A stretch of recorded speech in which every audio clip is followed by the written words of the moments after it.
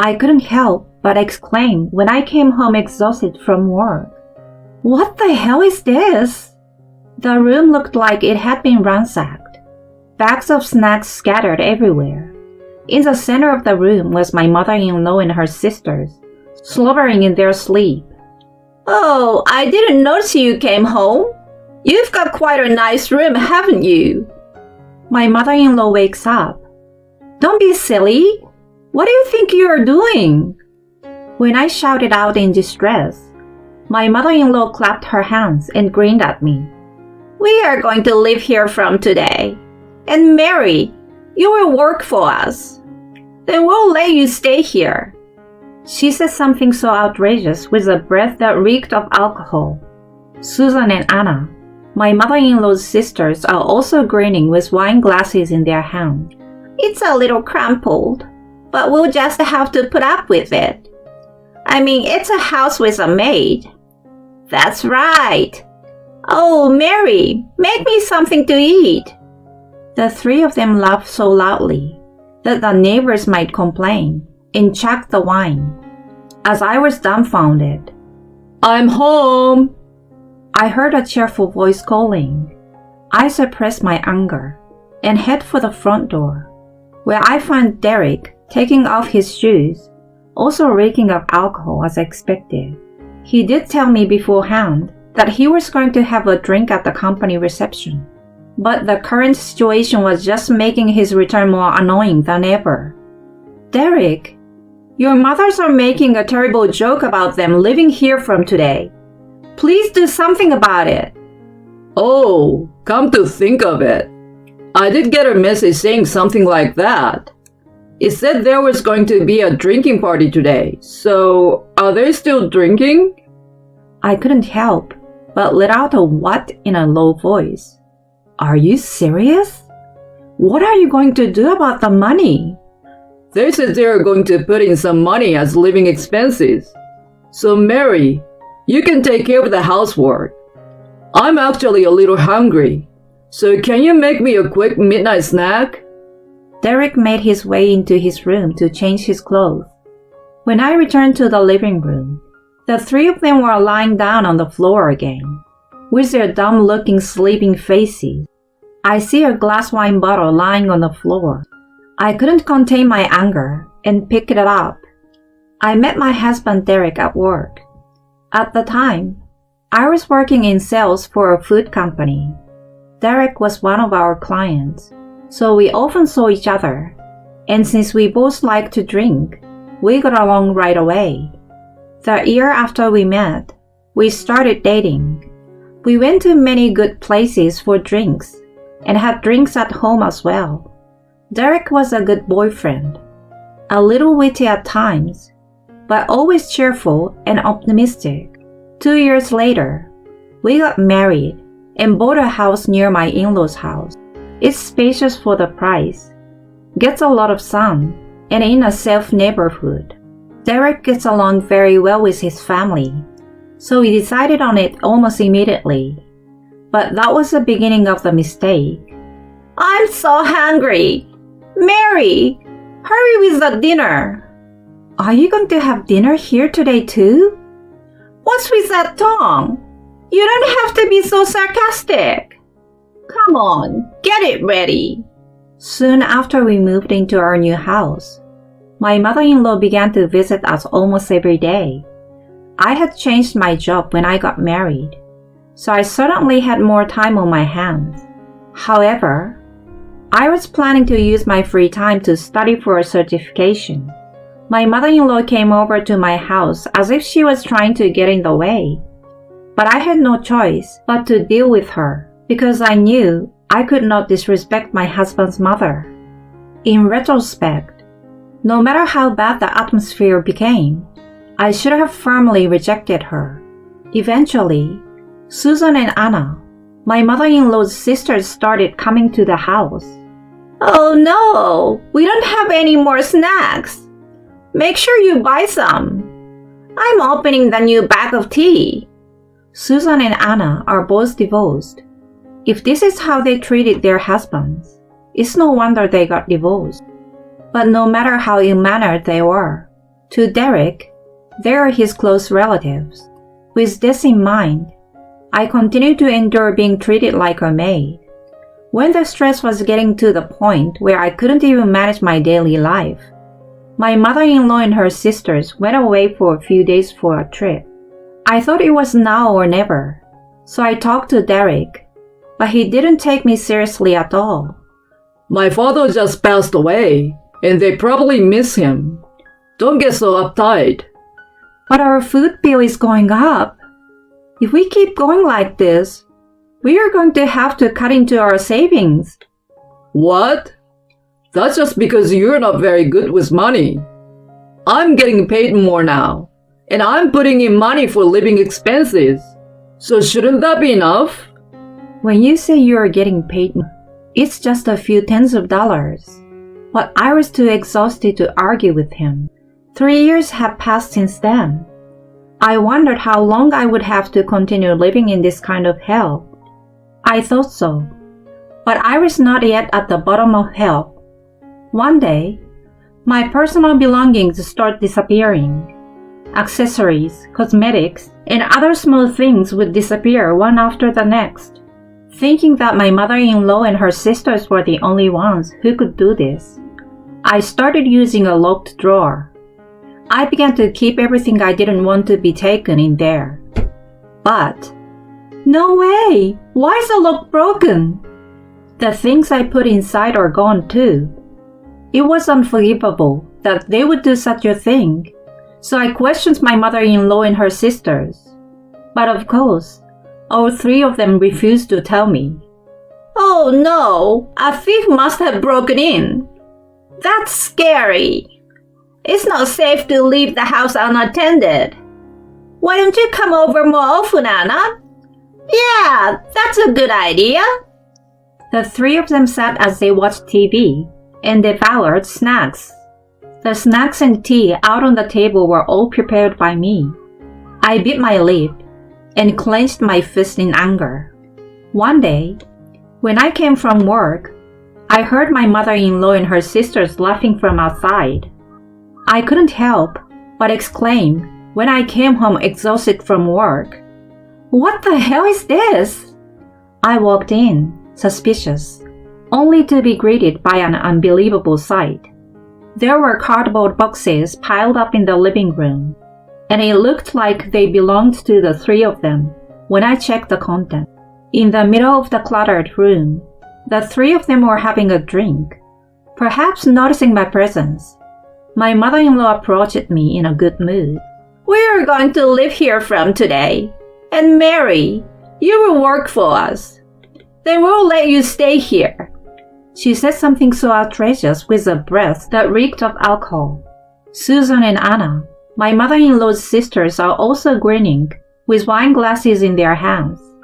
It's a little cramped, but we will just have to put up with it. I mean, it's a house with a maid. That's right. Oh, Mary, make me something to eat. The three of them laughed so loudly that the neighbors might complain, and chugged the wine. As I was dumbfounded, I'm home! I heard a cheerful voice calling. I suppressed my anger and headed for the front door, where I found Derek taking off his shoes, also reeking of alcohol as expected. He did tell me beforehand that he was going to have a drink at the company reception, but the current situation was just making his return more annoying than ever. Derek, your mothers are making a terrible joke about them living here from today. Oh, come to think of it, I did get a message saying something like that. It said there was going to be a drinking party today. So, are they still drinking? I couldn't help but let out a what in a low voice. Are you serious? What are you going to do about the money? They said they're going to put in some money as living expenses.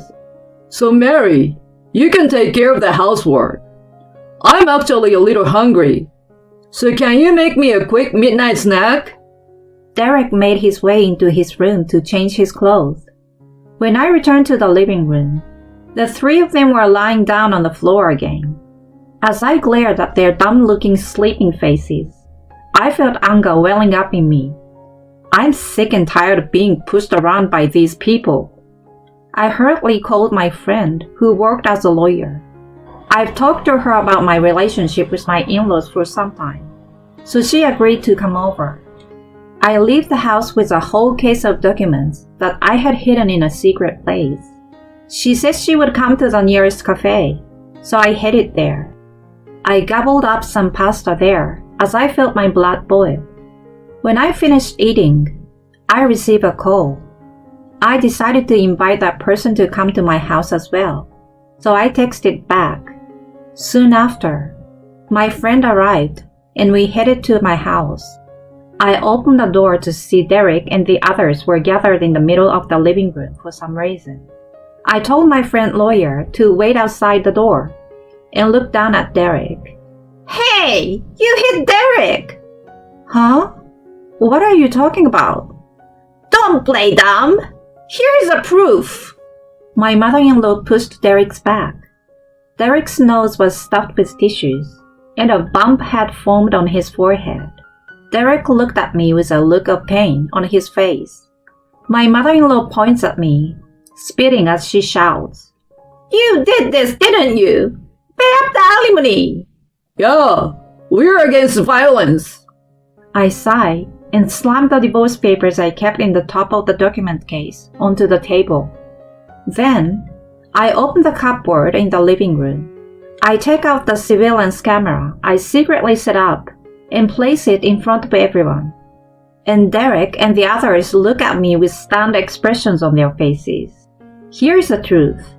Let's all take a look. Since the camera is linked to my phone, I showed my phone to everyone. I hit the play button, and the phone shows the room as it was a few minutes ago.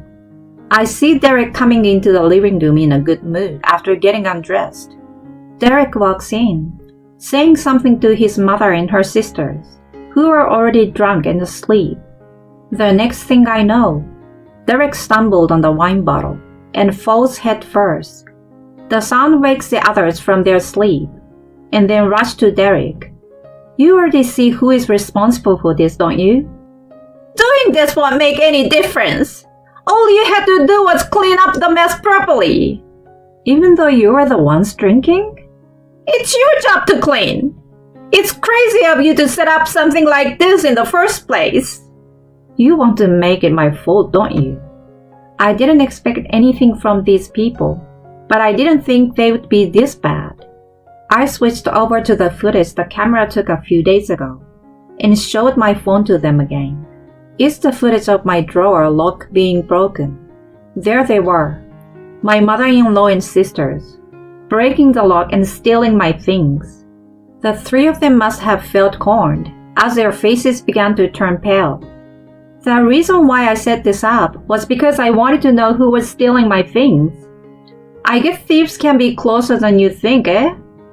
Well, that's... Wait a minute. Sure, maybe it was wrong of them to steal, but you knew I was hurt because you saw through the camera, didn't you? Then you're the perpetrator too, for being a bystander. Derek's absurd argument made me burst out laughing. I wanted to ask myself why I had married such a man. I led my friend lawyer into the room and put the divorce papers on the table in front of Derek. I saw it just now and came back in a hurry because I was so surprised. I wouldn't have wished for you to get hurt, even though we would be getting a divorce. Unlike your family, my heart is not rotten. And I told him that the house is in my name. The house was purchased by my parents, and I had the documents to prove it. When I told them to pay for the room cleaning and for the stolen items, Susan and Anna started to fight back. Hey, that's not what I heard. Yeah, I moved out of my apartment because you told me that I couldn't live comfortably here. Are you telling me it's my fault? It was Susan who brought the wine in the first place. While the three of them were arguing, Derek approached me. He apologizes to me with tears streaming down his face. I was about to say it was too late to apologize when the doorbell rang. I shouted, "Come in!" toward the front door, and a woman appeared. Aunt Emma! "Oh, Derek, you gained so much weight. And why do you look so miserable?" Emma takes off her sunglasses and smiles beautifully. I could feel the atmosphere of the place change. My mother-in-law and my sisters look uncomfortable, huddled around each other. Emma is my late father-in-law's sister. She runs a company and has a huge amount of money. When my father-in-law's company went bankrupt, she helped him pay off his debts and took care of his new company until it recovered. For this reason, my mother-in-law was completely indebted to Emma. Susan and Anna went to the same school as Emma, and they were also afraid of her. They were so stubborn that they didn't show up at the family gatherings, no matter how big of the feast it was. Derek, too, has been afraid of Emma ever since he was spanked as a child. Of course, it was not for no reason, but because of Derek's mischief. As for me, I met Emma through work. I liked Emma because she was very caring and straightforward, even though she was strict at times. I can't believe you let Mary, who is so good at her job and so kind-hearted, go through this. You should be sorry. But that's... No excuses. All of you, sit on the floor. With that, Emma began to lecture the four of them. They were fighting back so much until then, but all of them fell silent. The sermon went on for about an hour, and by the time it was over, Derek had stopped talking. Then, I made him sign the divorce papers in front of my friend and Emma. He also signed a written agreement that he would pay me alimony and any savings he had to use. And so, the years of hell finally came to an end. Well then, cheers! I gulped down the chilled beer. Is this what you call the taste of victory? It tasted several times better than the beer I usually drink. I was having a girls' night out with some of my girlfriends. But I had no idea that your ex-husband was Derek. I was so surprised when I heard. I know, right? Well, thank you for helping me out. No problem at all. But I want to hear more about it. After the divorce was finalized, I immediately sold the house. My mother-in-law and her sisters, who no longer had a place to live, were apparently working in a warehouse at Emma's company. They were put in a particularly tough department, and I heard they are struggling every day. Emma had paid for the cleaning of the house and the stolen items for the time being, and they were forced to work until they were able to pay it off. Derek's performance at the company had dropped dramatically, and he apparently had been demoted. One of the people I'm having a drink with today is a colleague of Derek's. She and Derek's went to the same school, and we happened to run into each other at the station. When I told her about the divorce, she spread the rumor in the company, and Derek's credibility was destroyed. Derek goes to work feeling ashamed of himself, but he thinks it's better than working at Emma's company, so he makes sure to show up every day. Emma laughed and said, "Don't worry, I will have him work for me as soon as he fails to pay back the money." I really wonder why I married that guy. Yeah, I understand that feeling. Well, it's a heartbreak drinking party today, so let's all laugh it off. That's right. And so, our laughter echoed throughout the place.